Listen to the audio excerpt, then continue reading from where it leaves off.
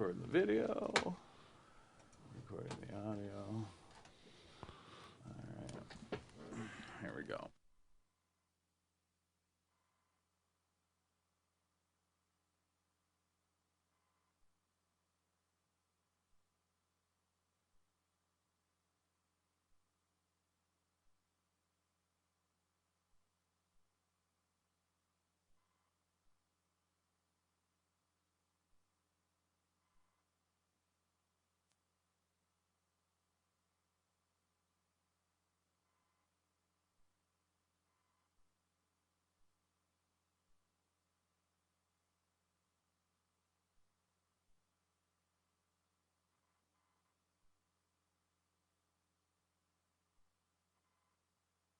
Just sounded good to say. That's okay. It's less wrong Yeah. now. Yeah, well, we're down because we're gonna. Yeah. Check. Well, I'm just Okay. constantly talking. Cash. Money. Yeah, cash. Sweet. Cash. I'm gonna have to eat the mic. Gonna have to mange of the mic. Yeah. Eat that thing. Are we ready now? I think we're ready now. All right.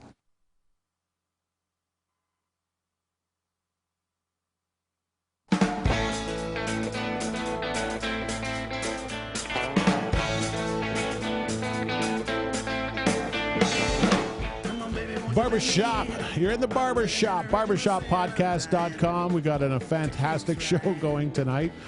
I want to give props to the fellow who played drums on this opening track. You probably forgot that he sat in 15 years ago, and he's listening to it right now, and he's thinking, fuck, that motherfucker is good. Who is he? He's almost as good as me. That's Mr. Jack Pedler. Mr. Jack Pedler is in the studio tonight with Ryan Cannon and I for the 15th episode of the Barbershop Podcast. And I'm telling you, if you're a regular listener, viewer, you've heard us mention Jack's name many, many times because he's so deeply ingrained in the Hamilton music scene, as well as being a completely gifted individual in his own right as far as being a musician and working in the genre and doing it full time, for a long time. And I know you're a fan of Jack's, aren't you, Ryan? Oh yeah, big time. I was there for the whole rehearsal process of DT Delinquent. Yeah, and you were just a young DT Delinquent yourself at the time. And I was pretty delinquent. Yeah, what was your nickname back then? Stick. Yeah, I was probably 60 pounds lighter. That's why I only show like right here. He wears on the it video. well. He wears it well, like we all do. And someone who wears it well is, Mr. Jack Pedler. If you've been anywhere in the Hamilton music scene, you know that Jack's premier drummer in town, played with so many people over the years, and we get a lot of stories and insights just about some of the people that you may have heard of and who you know. But he's also got a lot of work himself that some people don't get exposed to. And you're in for a treat tonight because we're gonna riff one song off of all 5 of Jack Pedler's CDs, and we're gonna try to turn you on to something that I think is a really fantastic sound and incredibly unique. How you doing, Jack? Good. Good to be. So I came and picked you up in the black sedan, so we weren't followed. No, but the windows weren't blacked out, though. No, I find that draws more attention. They think that you're either one of them or you're not. Yeah, but I didn't feel like Mick, mate. I didn't feel like Mick. Why not? It wasn't sweet enough. You weren't in the back. Keith! Oh, jeez. So, Jack, you've been hanging around for a long time. When you first started, I want to kind of try to get an idea of a genesis of what made, you love music. What was your environment that kind of gave birth to you as a musician? Yeah, I came by that kind of honestly. Yeah. I was working in a music store when I was 10. So that was pretty interesting. And by 1965, I was playing in bands. So I guess right now it'll be almost 50 years I've been playing in bands. Sweet. And yeah, I've had a lot of fun experience with that. Now, as a drummer, as someone who at the age of 10 was playing, you're clearly influenced by music at that time. What were you listening to? What was making you, inspire? Oh, back then it was the, it's 1962. 63, so it was the girl bands, like the Shirelles and all, they were great. And then And then, you know, the English thing kind of hit. You know, I loved the Beach Boys. I heard them way before the Beatles. You know, Surfing USA and all that. That was kind of neat rock. Yeah. And then the Beatles hit. And I can remember seeing them on Ed Sullivan with my family. And I can remember after the Beatles performance, my mother's in tears saying, "Oh my God, they can't sing."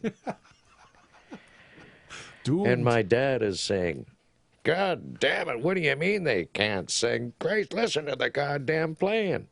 And just looked at me, he says, "As music as you know it today," he says, "right now, what you just saw, it's finished." He says, "No one's gonna," he says, "now there's no interest in the instrument. It's just," So they saw that as passion. they're hacks. They're terrible. Really? Yeah. And I can remember, you know, like, you know, them coming out with the rock and roll tunes, you know, from Chuck Berry and, you know, the Beatles doing all of that stuff. And, you know, my old man saying, "Jesus Christ," he says, "I hated that shit when it first came out, and listen to it now. It sounds twice as worse." Where you can, you know, explain a little bit your dad's pedigree, and you can kind of see where he's actually seen it. Well, you know, like he formed his first band when he was 10. I think by the time he was 13 or 14, he was playing with the Washingtons. And then all through the 50s, I know he's played with Buddy Rich. Yeah. You know, and all the big band guys. He was the call guy in Hamilton in the 50s. Right. So And like, him and Herb Ellis were good friends. so you Herbie Ellis. grew up in a musical, like, Oh, yeah, rich I was environment. listening to Monk when I was 8. Yeah, and getting it. Kind Yeah. Of. Yeah. And to me, I can remember hearing Alvin Jones when I was like 10 years old. And to me, that was the only drumming that made sense. I'm going, I get what this guy's doing. But I couldn't hear the drums on pop music. Right. You couldn't really hear the drums. They were just always buried. You know, and I guess that's what's coming out with the remastered Beatles stuff. I guess Ringo says, "Oh, mate, it's the first time I can hear myself." Yeah. You know, and wow. So that's what we're all faced with.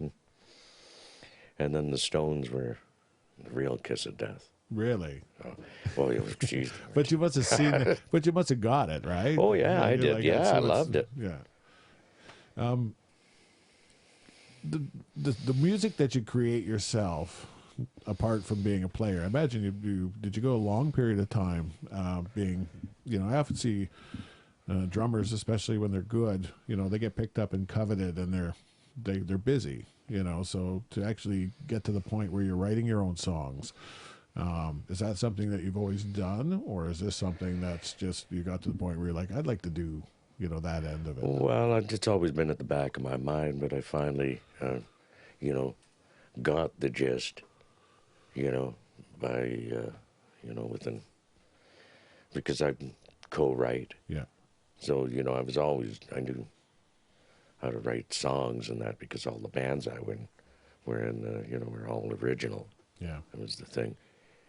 And so, you know, I just really didn't know the mathematics and how to do it all, put it all together.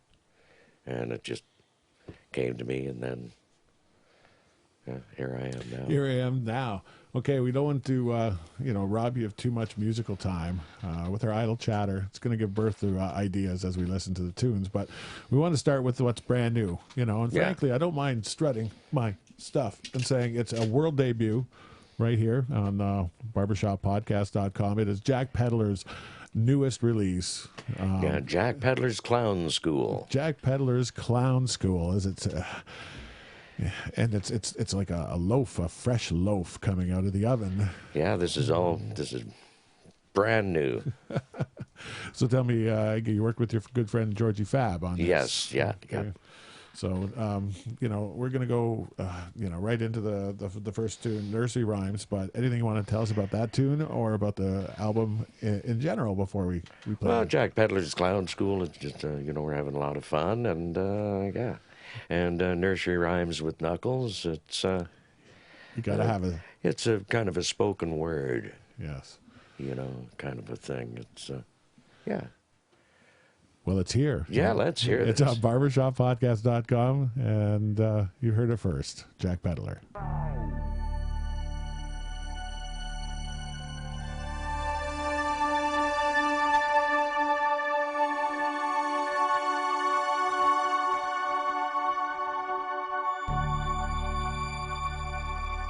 Hey, boys and girls.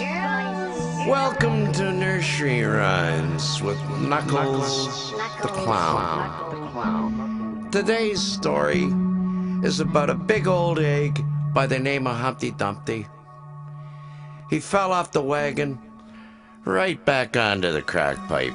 That's not right, Knuckles. That's not the story. Where the fuck did you come from? Stuck in the door. Well, how the fuck do you know, for 5 shades? Well, how about this one? Little Jack Horner sat in the corner, eating his Christmas pussy. That's not right. Put in his prick, pulled out a dose.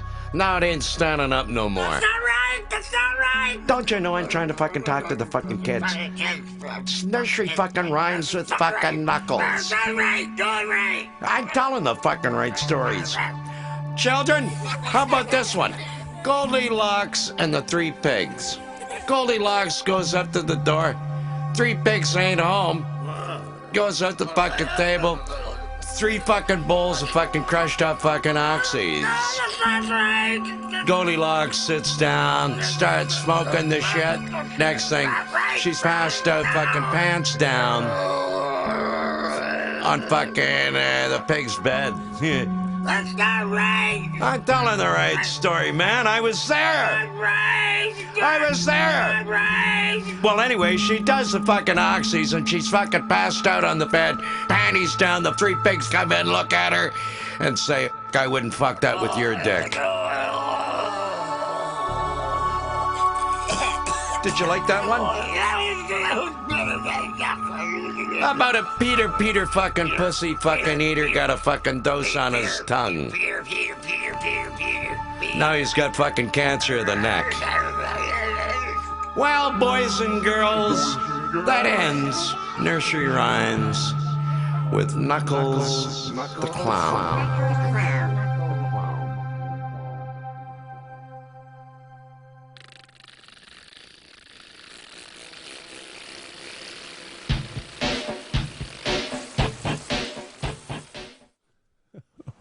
Orion, I tell you, if I get married again, I know what the first dance is going to be. Yeah, thank you. Yeah, that was awesome. That was great. I'd see that at the Applebee's on a Sunday afternoon. Hey, boys and girls.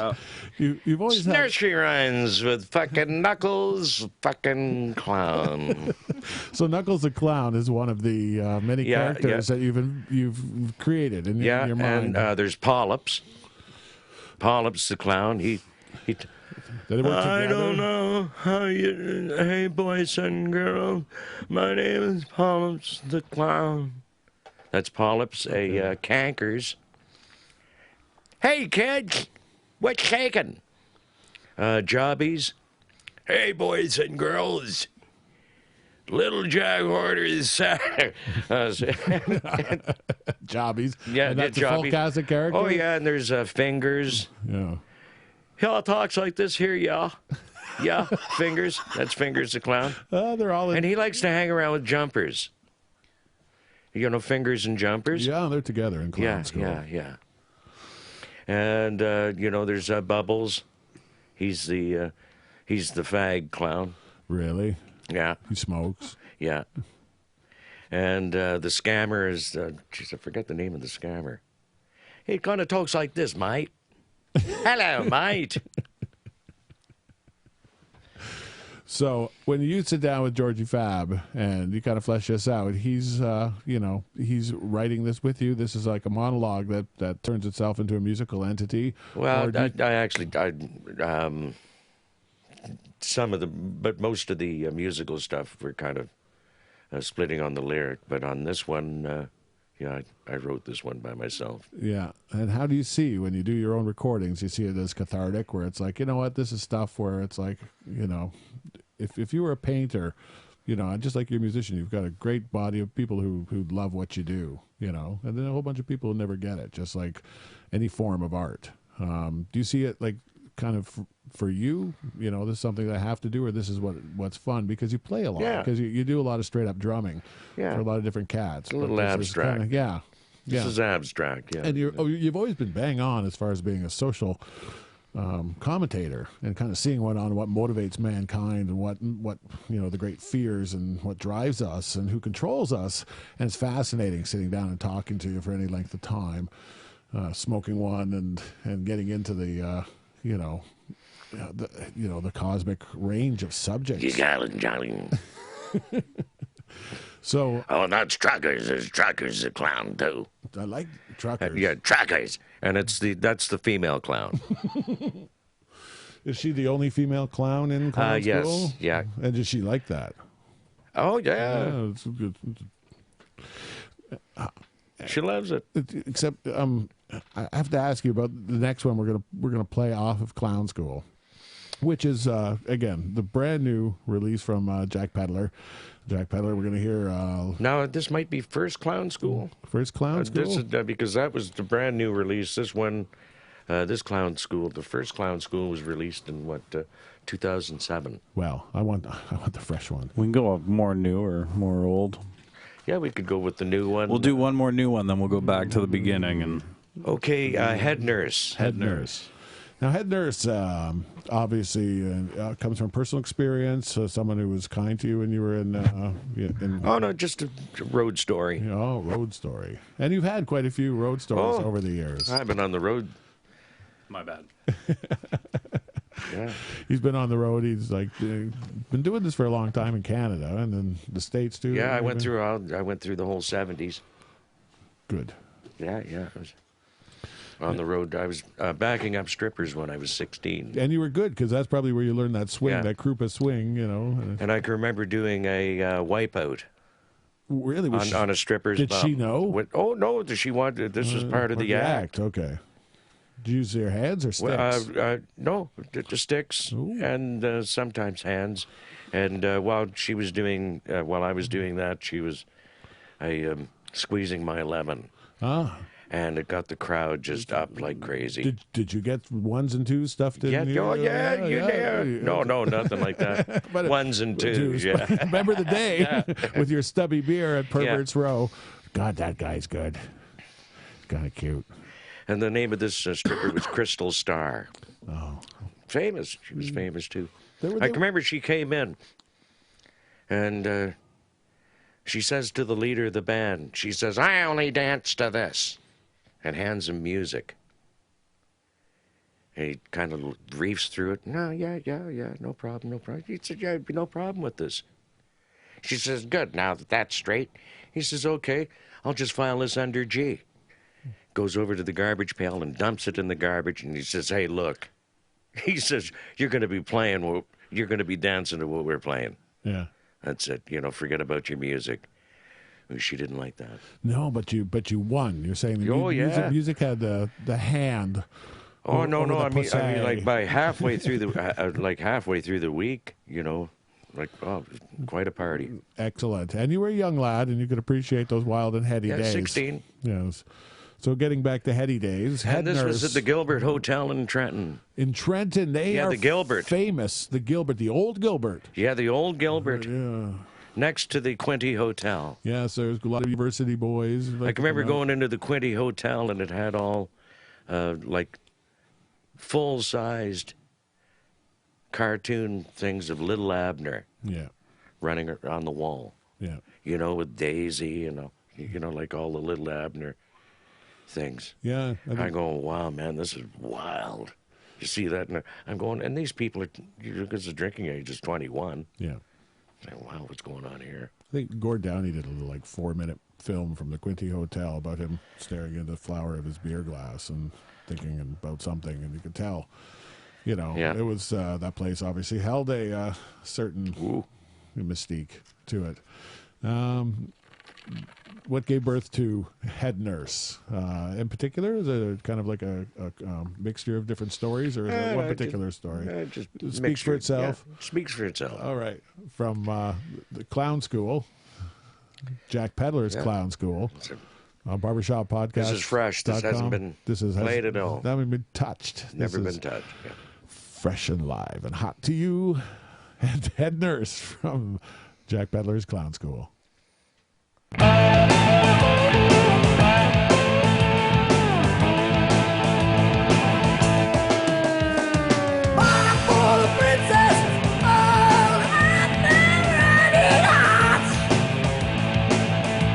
She loves to please you. Oh, you should have seen her twice.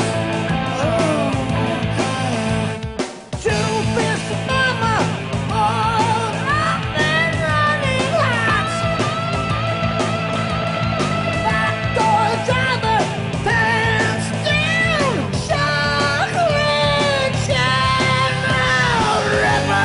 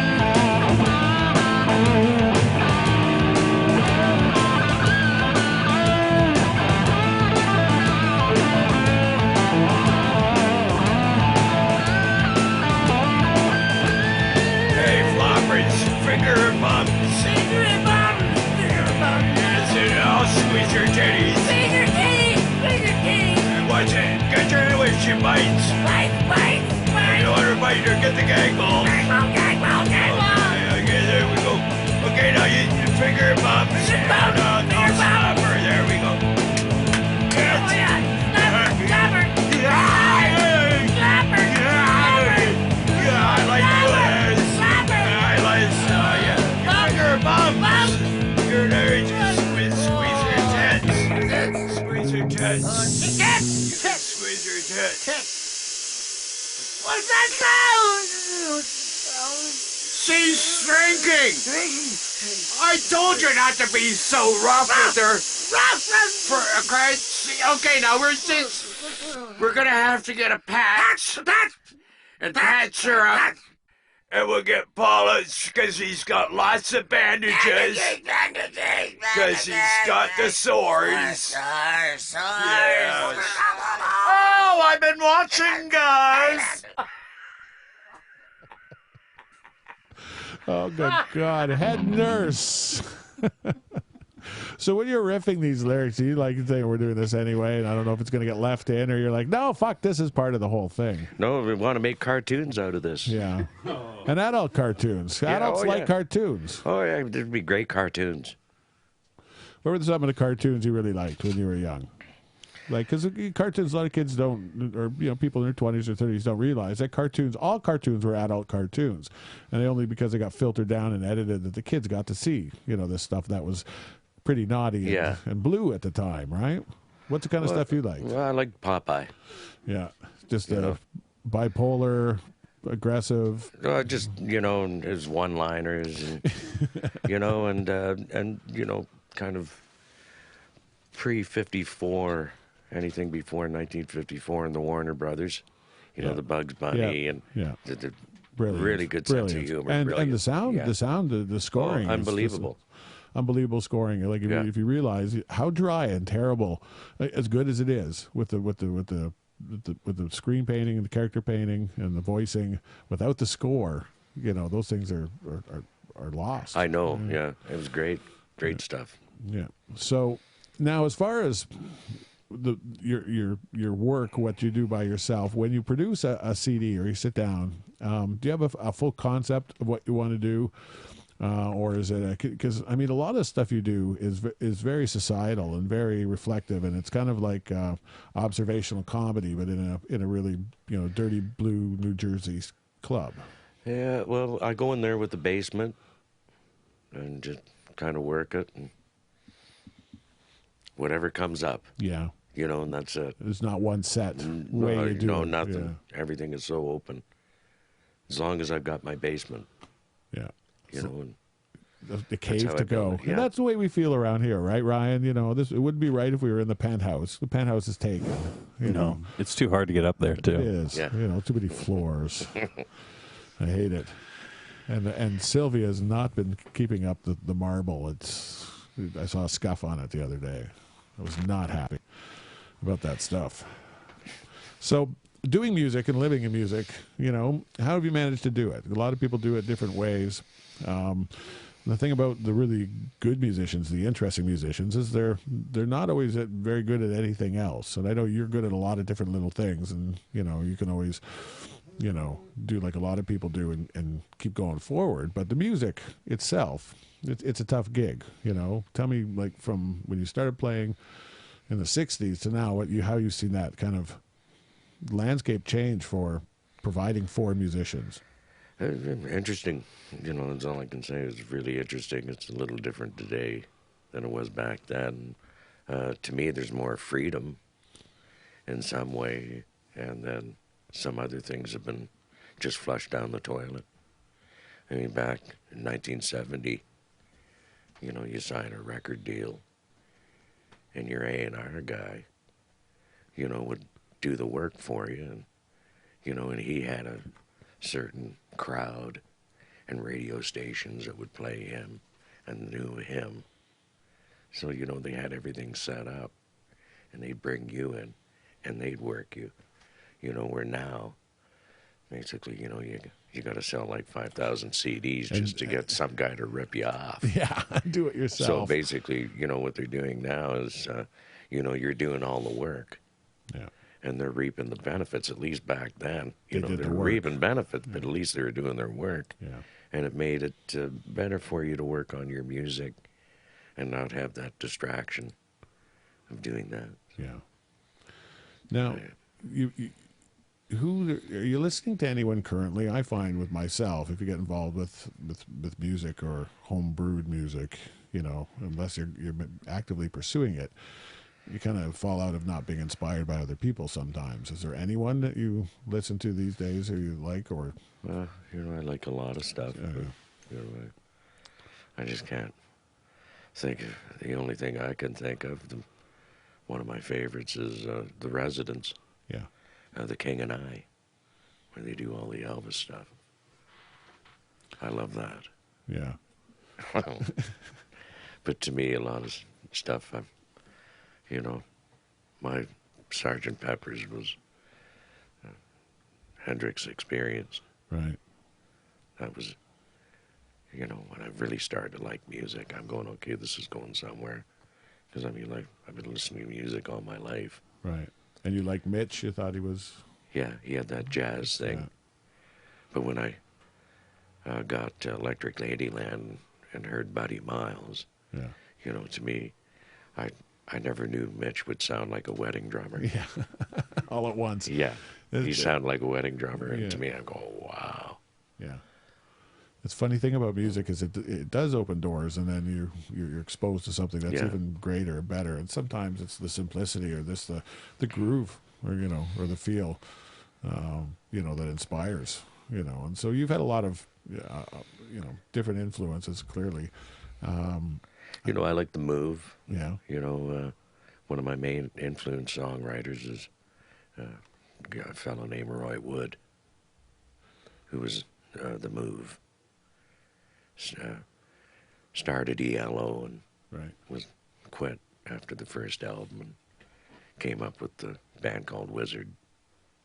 I've always liked Roy because he was way out there and kind of a commercial beefheart. yeah, I love beefheart. yeah. That's a good way of putting it. Yeah. But at a certain point, though, going from that kind of rock school into, the punk and the edgy and the new wave, you were right into that scene big time. And the country. Yeah. Done the country, and I've done it all. Yeah. But I want to play something in particular, and this is a tune off of Saint Fairyland or Fairyland at 8. Fairyland at 8. Yeah. The tune in question is Dumpster Juice, and it's on YouTube. So if you want to, we'll have the link on the site. And it's a good video. Yeah, this was recorded in New York. This was my New York. Actually, this song got me the deal. Got you the deal. And in 1998, it was in a top 10 pick for 98 in Manhattan's heavy rock station. So I got a top 10 pick. Nice. And do you see it as autobiographical from a period of time in your life when you were like drinking heavily, or do you see it no, as a really. Where I reflection of saw this, society? what I saw here was when I was working at the music store. Yeah. And going downtown, at the age of 10 years old, and Hamilton was quite a party town then, and experiencing the rubbies passed out on the sidewalk and all the rubbies, and and actually what really got me was when I saw the guy having DTs, Yeah. and wow, it just scared the shit out of me. And basically, when I got into some heavy drinking In the day. I could remember this image came to my head, and I wasn't drinking the next day. Yeah. And you've been Basically, that was 32 years ago. So 32 years ago, but clear as day, the memory for a young guy, and a driving song that a lot of people really enjoyed. And you did a good job starring in the video too. I thought Thank you you. were great in it. This is from Jack Fairyland Pedler, at 8. Fairyland at 8, and Dumpster Juice on barbershoppodcast.com.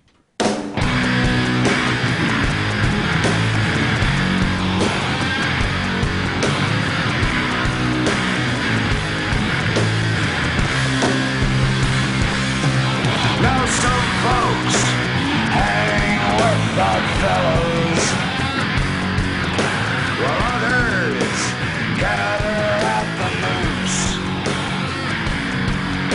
While I'm lying in this stone-cold alley, sucking up dumpster juice. The main course, it looks a little live.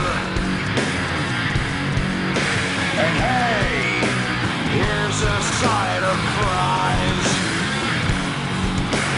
chugging down on rotten vittles,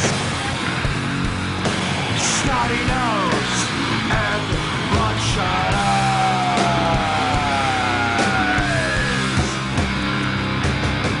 Well, I'm sucking up dumpster juice. Can't say I'm a recluse. Flies buzzing my caboose.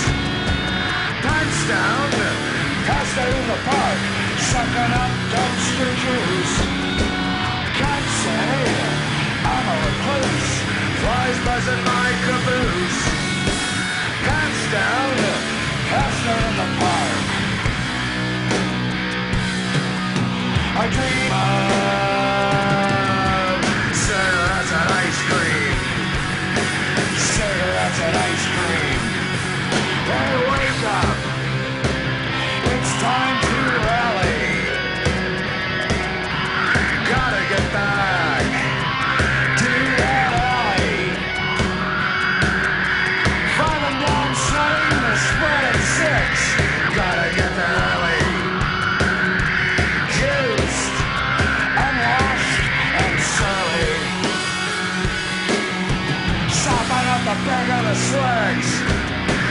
come a little closer and smell my dumpster juice.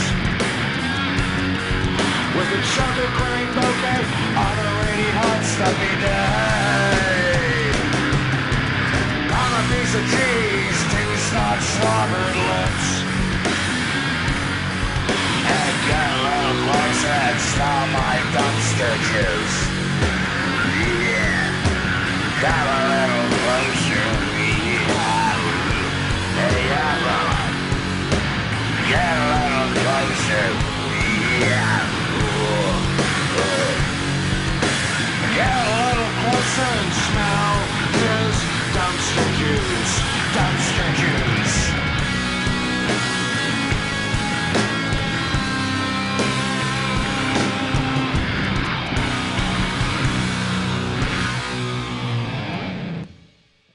Dumpster juice. Yeah, Charlie. It's a real thing. Like JJ, mate. You've had some interesting shit. Or how about this one? Hey, let's go down to Shoppers and we're gonna go and boost some wars. Go down to Shoppers and boost some wars. Go down to Jackson Mall. Hey, you got a smoke? It's very real. Yeah, thank you. And it has to work itself into the Hey, look, hey, y'all. Would you happen to have any spare change for an old sailor? Oh, what is that, a porter or sherry? You must have your comeback line, Yeah. so I mean you spend a lot of time in the core, right? Yeah. And that's a pretty common occurrence, right? That shit. Do you want to know what my comeback line is? Yes. Fuck off! Get the fuck away! No. I'm interested to know, because one of the things I used to like talking to you about was and what you feel comfortable in talking about is aliens. Okay, it was like we've talked about aliens on the show before, but you've got a unique kind of perspective on aliens, and the more you talk about it, the more schooled you obviously are in it. So tell me, do aliens exist? Well, of course. Do they walk amongst us these very days? Probably. Yeah. Do you feel any kind of trepidation into going into detail or what it's based on, or do you feel right now you're in danger of yourself? Yeah. I don't want to. Yeah. I don't want to, get people afraid. Are they lizard-like on the inside? Well, those are the ones that have been here for a long time. Yeah. Yeah. These, who knows? Who knows? Yeah, I mean, I love it, though, because it's like, for me, it's like you open up the possibilities and you can start talking, and I love to have discourse. All I know is that that supposedly all their portholes and everything, Earth is in quarantine, and it has been since 98. 98. They're not allowed out there now because they were shooting down at, trying to get technology off of friendly craft, trying to shoot it down with their, whatever it's called. I mean, because basically the way I look at it, they must look down at this planet Earth and see what we see, in Somalia or something, because to me this is, kind of... Yeah, I had a good friend who's from Nova Scotia, and he showed me actually pictures. They took pictures one night, and there was a cigar-shaped one, and then there was the round ones. And I have another friend who in no way would ever, he's like the most, I'm talking about Fisher, right? And Fisher says he actually remembers seeing like a big cigar-shaped thing on the horizon. He goes, I know what I saw. He goes, I shit my fucking pants, and this is a guy who's got nothing to gain. It's totally out of his character to ever make something up like that. And these are two people, like I know personally, I've never seen, but it's like if I figure I know two people who, that I trust, who said they've seen it. Okay, well, what you have to do is look at the spacecraft that everyone's seeing in the sky and kind of study it, and look at pictures from the last 60 years. And basically, these UFOs have evolved like cars. Yeah. because a UFO from the 50s was the kind of the bell, and Yeah.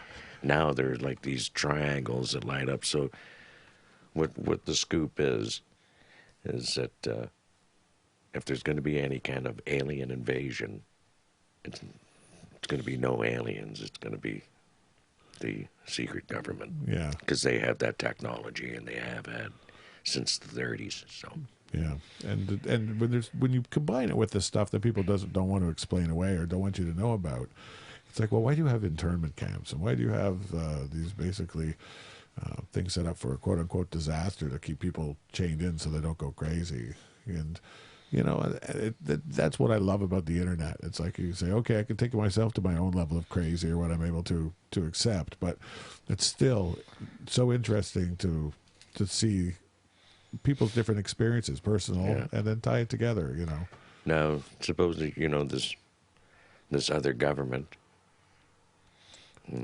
supposedly landed on the moon in 1949 and put up the flag of Germany. Really, I haven't heard that one. There's also a documentary called Alternative 3, which was the Mars landing in 1961, 62. And supposedly they had a colony on Mars by late 60s, early 70s. And it's just, they know what they're doing. You know, we're kind of like the mutants on the outside, and they're the intelligent beings that live in ground. But I think we got some stuff going for us, though. You know, I think the musicians. Do you think any music and like, you know? I guess that Spielberg cashed in with the with the tune from Close Encounters. You know, kind of figuring that music will be a universal form of communication at some point, and tonality creates a mood. Right? There's different sad notes and happy notes and speeds and rhythm and tempos, time signatures, at all. You know, directly connected to a part of your brain. I wonder why that is. All I know is that the aliens came down and gave us a set of drums. Yeah, thank God. The set of drums we're seeing now, they were introduced in 1932. Really? Yeah. Because you see the, drum kits prior to that, they were kind of, the big bass drums and the, and all the stuff. But the set of traps that we see today, that basically that was introduced in the early 30s. Wonderful. And that's, when they were here. Yeah, because I always wondered that. Because they're supposedly, in touch with Tesla. Yeah, he was brilliant engineer, Soviet spy. Yeah. You know, he worked for the KGB. He infiltrated all of the CIA and was able to use the patent office as a way to get in. But probably But mind you, Edison got a lot of his patents and a lot of his stuff, Edison, supposedly. Yeah. And these individuals, there weren't really a lot of corporations back in the day. It was individuals could be a genius. And perhaps we stifle the individual. Because he invented AC. Was a Tesla. Oh, yeah, it's an air conditioning man. I can't. There was a big AC versus DC battle, right? Yeah. Which one will kill you faster? Yeah. So just tell the kids not to touch it. Jesus. Yeah, and supposedly, the time machine and everything. You got to have a time machine because everyone wants to fix their fuck ups, right? Yeah. I know I do, especially on this show. Yeah. Yeah. Well, I could think of a lot better reasons to have one other than this show. The least of my fucking worries. You're never wrong when you bet on football. You know what? I want to talk about DT Delinquent. That was the first time when I became aware of what you were doing, and I thought it was fantastic. I want you to tell us about recording that and where you were and what was. Oh, it took a bit. I started recording that. Took me about a year and a half to record that. Clocked in about 500 hours on the studio, and it was quite a long mix too, because there's a lot of stuff in it. Yeah. But just worked on that as much as I could. Through the other work. I was maybe, that wasn't full time. It was maybe 24 to 25 hours a week, for about a year and a half. Right. And then when it came to mixing it and getting it all kind of ready to mix, and that was a 30-day straight, Right. about 10 hours a day, getting all the stuff straight. Now, conceptually, what did you see again? Is it, when you listen to the whole piece, you can see what you're talking about, but in your mind at that period, I didn't know how it was going to. because it's very sharp. I mean, a lot of these songs are very sharp. Right on the nose as far as making a comment about society and people and situations and what's going on. You didn't mince words, and you were very, but still, it was like you're working with the late great Mark Severn on the guitar. He's a fantastic guitar player. And most of the songs were written on this, like early '90s. Well, I want to play a tune off it, Ryan. Do you want to play a tune off it, Ryan? Yeah. All right. Let's play a tune off it, Jack. What one are we going to play? It's Not So? Yeah. It's Not So. Yeah. I wrote this in 1991. And about? Well, basically what this is about, in school they teach you how to be successful, Yes. but they don't teach you how to live when you're unsuccessful. Wonderful. It's Not So. DT Delinquent, Mr. Jack Pedler on BarbershopPodcast.com.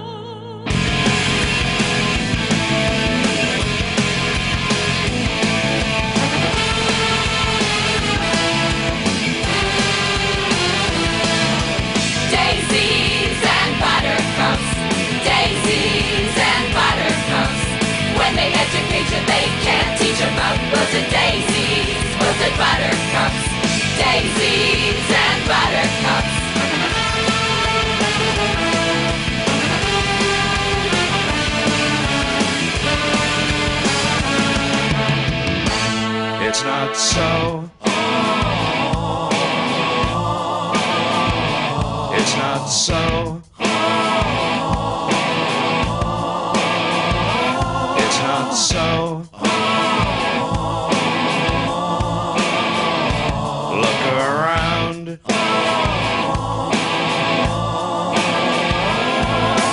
Blobber lipped, jabba chatter, mock rambapoonery. In a fried bristle frolic, foam and mad dog chivalry, mechanical mega syncretized, it's Medusa Mecca,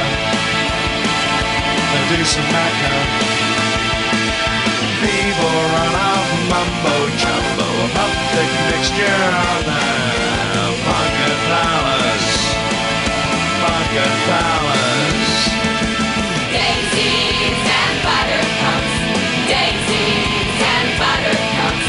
When they get education they can't teach about wilted daisies, wilted buttercups.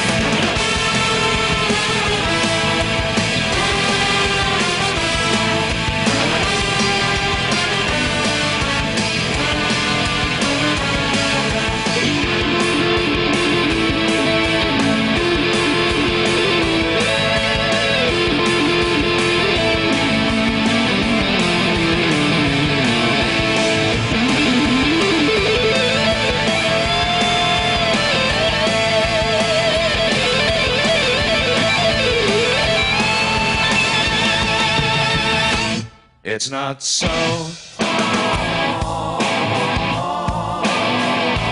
It's not so. It's not so.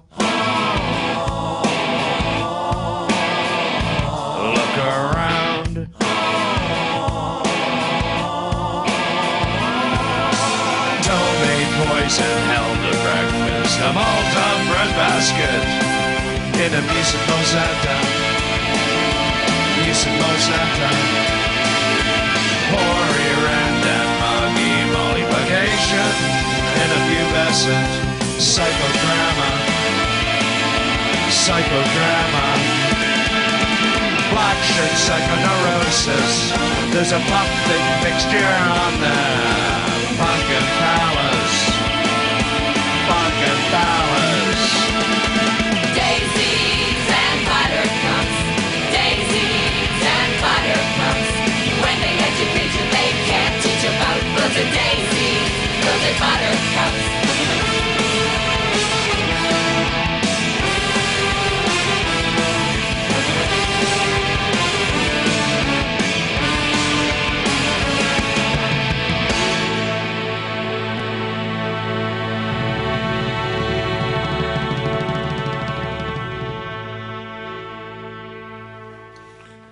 Daisies and buttercups. That's all it is daisies and butterscotch. It ain't so. Yeah. It ain't so. Yeah, well, you know, when they educate you, they can't teach you about wilted daisies, wilted buttercups. No, because that doesn't play into their favor, right? So, Ryan, you were working at the Dam House at the time, and Jack used to come in there on a regular basis. That song particularly, I remember, we had the CDs weeks before they were rehearsing it, and we were listening to it like crazy. And that was the first song that they did in the rehearsal. And they had the entire Powerhouse horn section. I almost did. I almost Freudian slipped there. Powerhouse horn section. Yeah. Yeah. And it was amazing. And we just built that place and had little, shitty bands in there. And then all of a sudden we got some of the best in the city. And 2 keyboard players, guitars, bass, drums, vocals, everything. And it was violin. Violin, that's right. Yeah. Aaron, that's right. Yeah. I saw the show you did at the Underground, and you toured. You made a real effort to put that sound on a live stage for people. That must have been a fucking logistical nightmare, right? Oh, well, yeah. It cost a fair amount to you.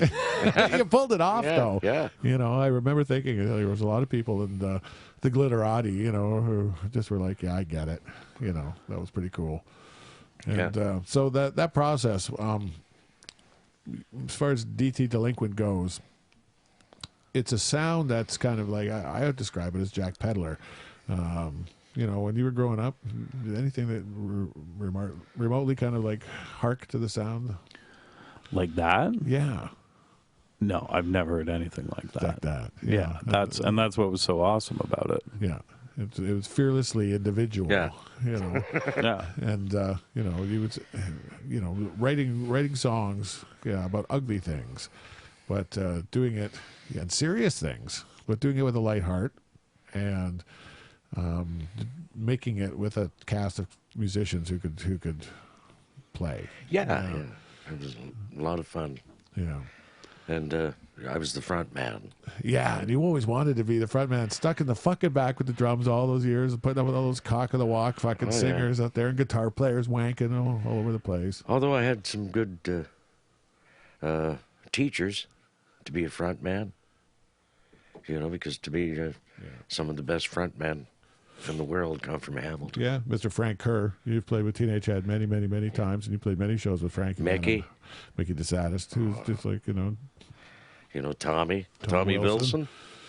Keep going. Tell me, Coyote. Timmy Gibbons, Coyote. Yeah. Oh yeah. Yeah, and you don't get tired of quality music and musicianship, and locking in and having the ability to play different styles. And pick it up. I'll always remember when the intro and outro music of King of Rock and Roll, it was in Glenn Marshall's studio, and I'd recorded it on a machine, and the fastest the machine would go was 222 beats a minute. And so I came in and I played the demo. I go, it's 222 beats a minute, and you listen to it and you go, no, that's not 222 beats a minute. This is 222 beats a minute. And I'm like, okay, like anyone else, I would have went, you're nuts. It's a machine, right? But I got to believe that, you've got an internal meter that, from a very young age. Yeah, well, kind of, yeah. That was the first thing on the drum. Yeah. Is there anything that drives you crazy about music when you hear it? That you just, when you hear it in the back of your head, is anything that's sloppy or bad? Or you? Yeah. Yeah. Bad drumming. I have to leave. So we don't want to run out of music because you kind of go through different phases playing different things, and I've always loved the rock and roll. And rock and roll had been at the heart of it, right? Yeah. And rock and roll, it's one of those terms that can be so generic and specific at the same time.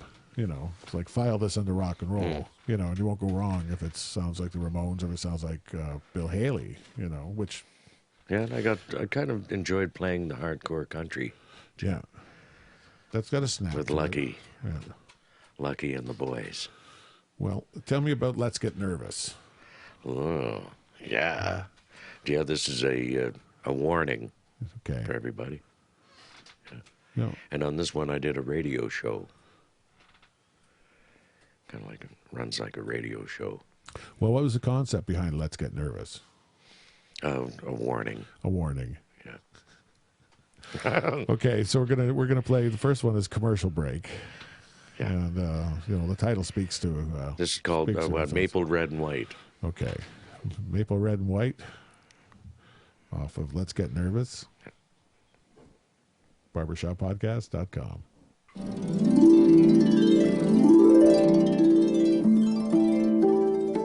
Look at this. Just in time for doomsday. Look at this delicious Carvial mushroom cloud ice cream cake. Isn't it colorful? And boy, is it tasty. Thank you for shopping Carvial.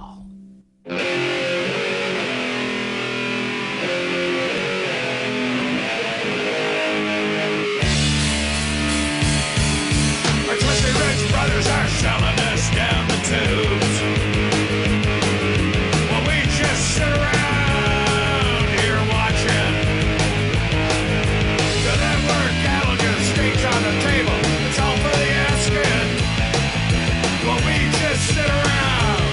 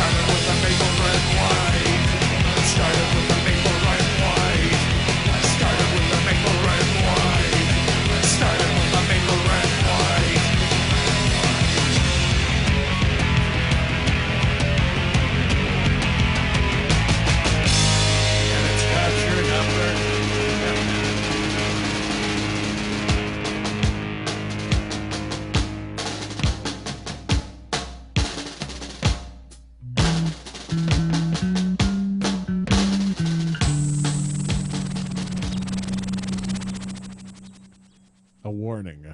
Political Yeah. warning. Maple, Yeah. red, and white. Yeah. Our trusty rich brothers are selling us down the tubes. And at a cheap While price. we just sit around here watching. Yeah. To them, we're steaks just don't know. To them, we're cattle just steaks on the table. It's all for the asking. And these words are important. Yes. And you get them across, you know, in a nice, frantic, aggressive Hamilton rock and roll. Yeah. way. And my warning is now, Uncle Star and Stripe, look to the mapled red and white to see what goes down. And don't get caught wearing your proverbial dressing gowns. No miles or gallons, it's clicks and liters now, another dollar coin. Remember, it started with the mapled red and white.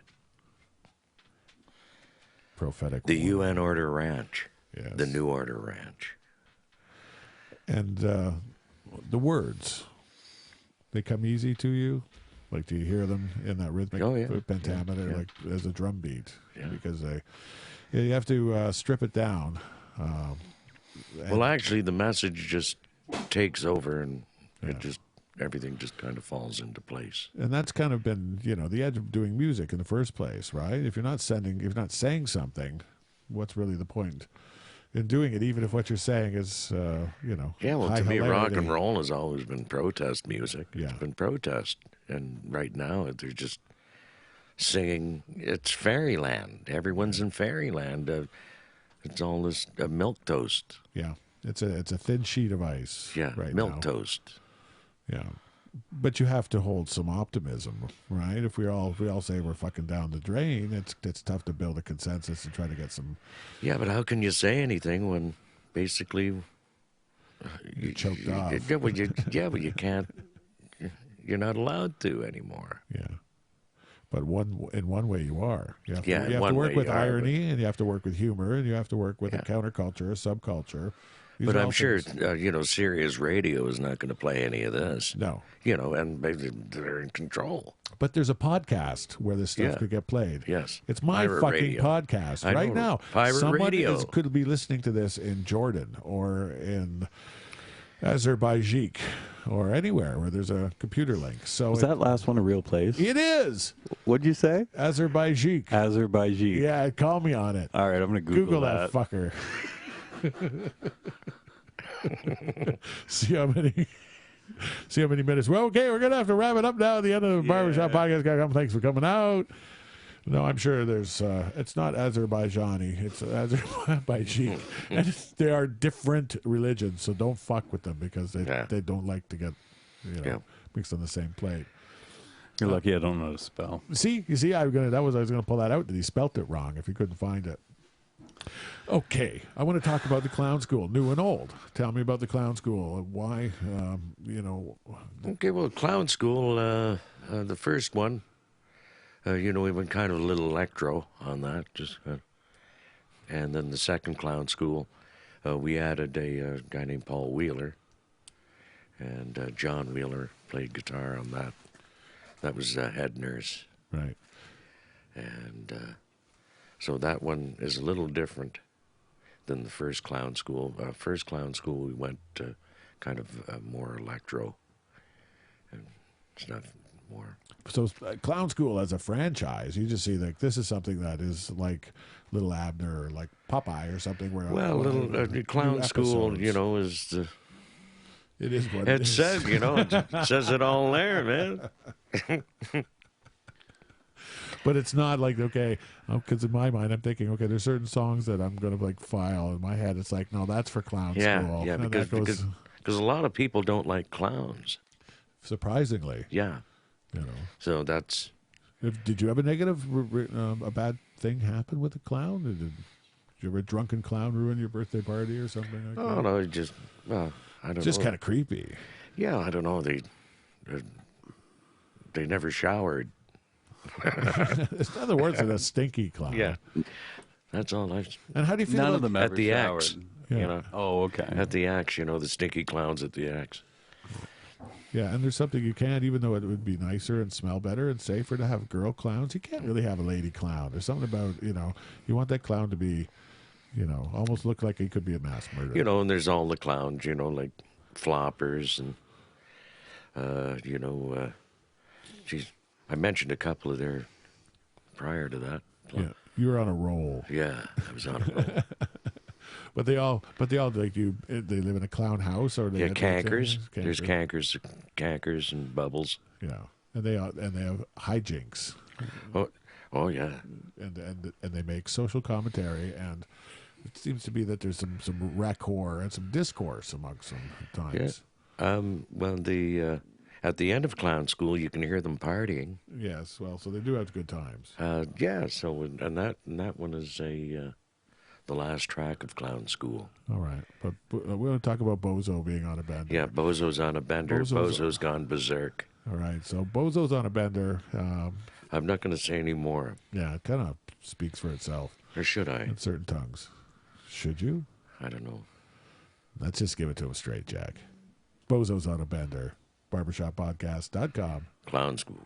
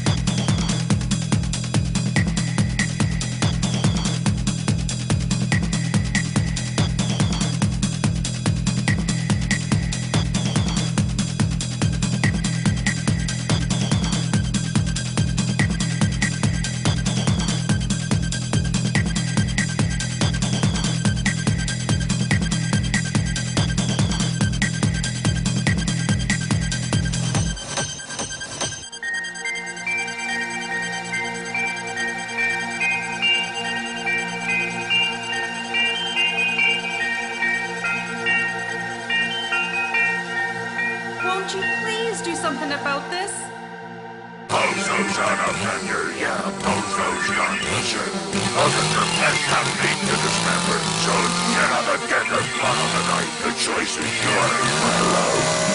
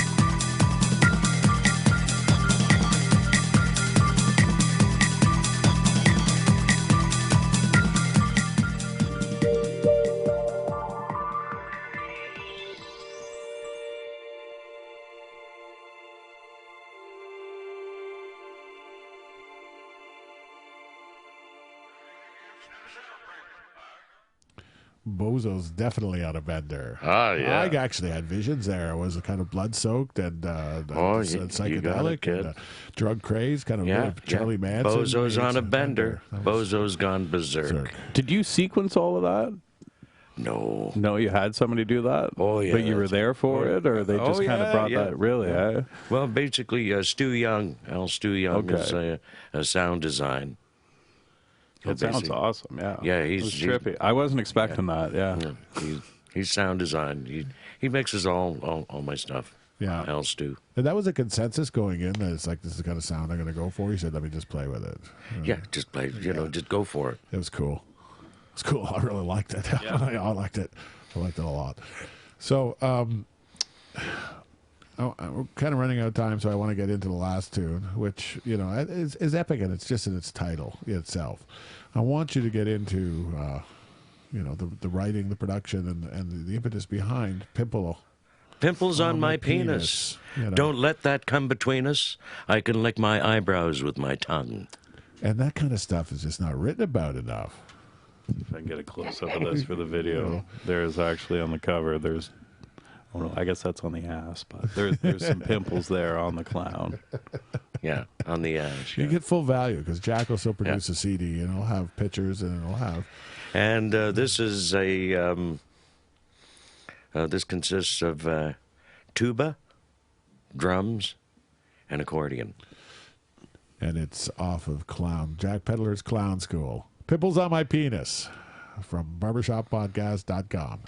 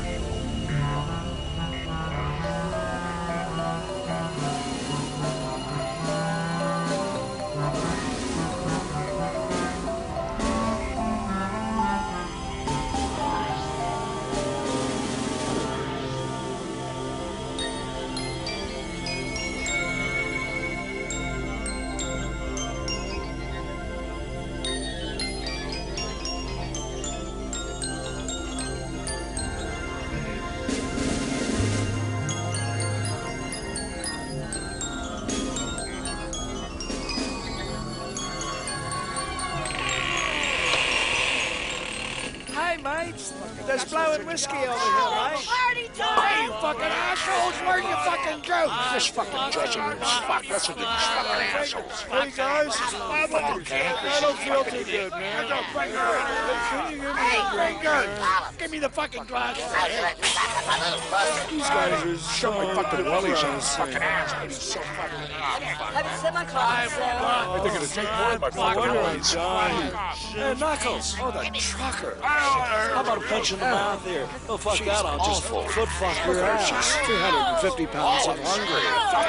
Look at that fucking Where's asshole. that guy calling for me? Paul. Truckers, y'all want to go over here and give me a fucking blowjob? What's up, my real name? It's my son. Hey, truckers! Show us your dick! Swedish meatball. Can I look at it? Feels good up the fucking ass. It's a sad smell. Do you got any Thai cream? I don't want to smell that. Show us your dick! Do the line bubbles. That fucking over the fucking top, man. Fix your whiskey and still doesn't look good. Did you hear about the guy that walked down the street the other day? And you know, Indian lines on the I gotta get out from these clowns Where the here. Thai cream? I need some pussy. Why doesn't anyone sit with I just me? fucking miss myself. Fuck. Where's the party?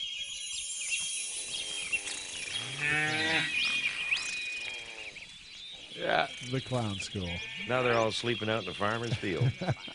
In the morning after. It was one hell of a party. Oh, yeah. Jack, I love your sense of humor. It is so off wall. You've got, you've always got a joke or 12. If you got something that's, you can leave us with something. That, Yeah, well, I was walking down the street the other day. Guy comes up to me and says, "Hey, you got 50 cents for a sandwich?" I said, "I don't know. Let me see the sandwich." People around here, they give them gold and they don't even know what. How about this one? How does a Scotsman find sheep in tall grass? How does a Scotsman find sheep in tall grass? Very satisfying. Animal bestiality and sodomy humor. Well, you know, when the British invade the Falklands, how come they took all the sheep off the island? Why? War brides. War brides! Wonderful J-A-C-K. Jack. All right, Jack Pedler. Jack Pedler came and joined us today. Ryan and I had a blast talking. Yeah, thanks, with guys. This Jack. has been a lot of fun. Yeah, and exposing some of his music. It's a Ray's music, but you know what? If you ever want to go to Picks and Sticks on Lock Street, Jack, you know, gives lessons there. I'm sure he'll set you up. And one day all this great music's going to be available. But right now, you've got these 5 great tunes on this podcast, and I want to thank you for coming out. Yeah, on Race Records. You got Race Records. You gotta love supporters of the local independent music scene. We know we do, and we want to thank everyone for coming out. We want to thank everyone for listening, and have a great one.